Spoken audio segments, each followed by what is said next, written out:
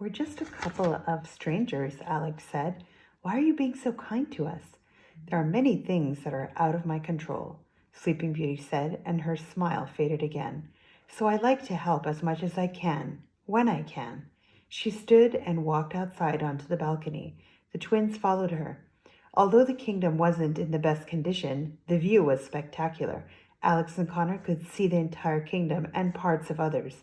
The ocean sparkled in the distance, and a beautiful waterfall could be seen in the mountains nearby.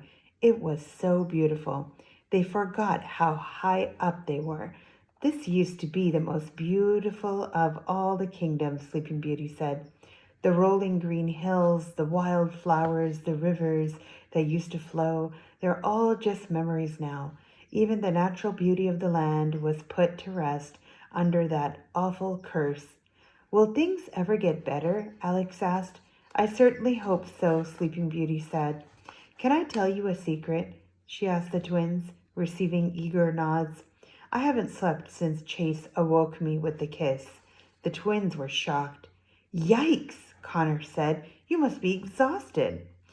Well, after sleeping for a century, I'll be quite rested for a while, Sleeping Beauty said. I promised myself, and I promised this kingdom, that I wouldn't rest until it was restored to its natural state. Had my parents just let me die, as the curse originally intended, none of this would have happened, so I'm prepared to spend the rest of my life, the life they ensured, making things right again. Alex and Connor felt sorry for the young queen. They'd always been so distracted by the thought of a cursed sleeping kingdom that they'd never thought about the responsibility a monarch or a king would or a king or queen would face putting it back on its feet. I suppose that's why the wishing spell has always intrigued me, Sleeping Beauty said. It's proof that if someone wants something enough and they're willing to work for it, they can achieve great things. I keep the spindle as a reminder that even the worst curses cast by the most powerful enchantresses can eventually be overcome. The kingdom is very lucky to have a queen like you, Alex said. A weaker person would have given up. Try the rubber band trick, Connor told her. I promise you won't regret it. I will, Sleeping Beauty smiled. It's probably time you headed out. I may believe you, but convincing my husband and the royal advisor of your innocence won't be easy. Follow me. I know a secret way out of the castle. The twins left the castle feeling inspired by Sleeping Beauty. The fairy tale had always romanticized the bravery of the young prince and the horror of the curse that had been cast upon the land. But it had failed to mention what a strong and brave woman the Sleeping Beauty truly was. Chapter 15, The Northern Kingdom. Alex and Connor traveled into the Northern Kingdom by boat, a first for the twins. They found a fisherman just about to travel up the river into the kingdom and persuaded him to let them come aboard. Alex said they were lost and pretended to cry. She was very convincing, too. Connor, however, was not. He tried to join in on the performance, and things just became awkward. Thankfully, the fisherman allowed them to travel with him anyway. The boat was small and flat and had just enough room for the three of them. It traveled perfectly along with the river's current, so they didn't even need to row.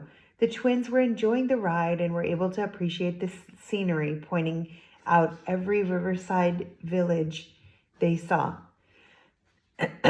It was nice to travel without fear of a wolf or an ogre running up from behind them. The northern kingdom was very misty and cool. The twins could tell it was the type of place that would become freezing in the winter. The kingdom was covered with grassy fields and several bodies of ice, several bodies of water. An icy, steep mountain range bordered the north. The boat traveled along the river and poured into Swan Lake, which was appropriately inhabited by many swans and other birds. Snow White's palace sat on the edge of Swan Lake. It was short but wide, with tan marble walls, dark green domes, and several colorful stained glass windows, including an especially large one shaped as a bright red apple. What's up with all the apple tributes? Connor asked. Didn't the apple almost kill Snow White? Why does she have it displayed every chance she gets? I suppose it's symbolic for the kingdom, like a cross in a church, Alex said, giving her best educated guess. There were no towns or villages, nor the palace. Near the palace. It had been built away from everything else and was an isolated world of its own. It seemed like such a lonely place. Alex had spent some time with her nose in the journal, rereading everything she could in case she'd missed something. She put it away and began searching the shore until she finally spotted what she was looking for. "Excuse me," Alex said to the fisherman. "Can you please drop us off at the riverbank?"